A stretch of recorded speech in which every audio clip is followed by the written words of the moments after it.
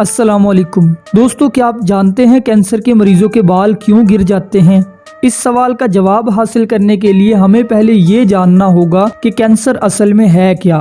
दरअसल इंसानी जिस्म करोड़ों सेल्स से मिलकर बना हुआ होता है।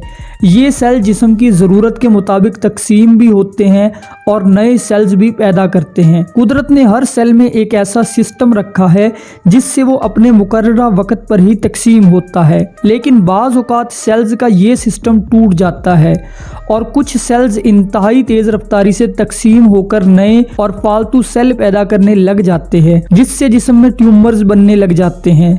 सेल्स की इसी बेकाबू और बिला मकसद तकसीम को कैंसर कहा जाता है। अगर इन कैंसर वाले सेल्स को फैलने से ना रोका जाए तो ये सारे जिस्म में फैल जाते हैं और मरीज की जान चली जाती है। इन कैंसर वाले सेल्स को मारने के दो तरीके हैं।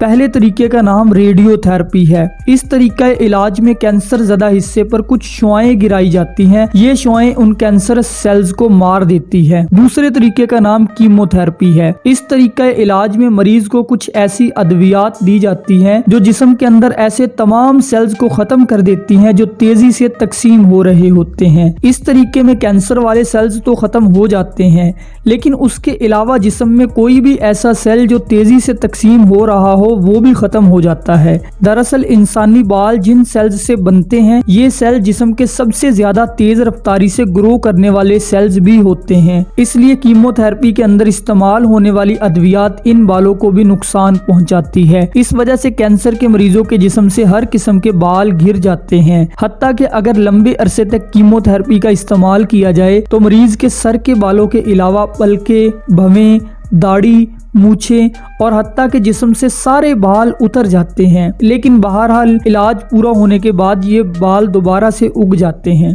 दोस्तों, ये थी आज की वीडियो। उम्मीद है आपको पसंद आई होगी। अल्लाह हाफिज।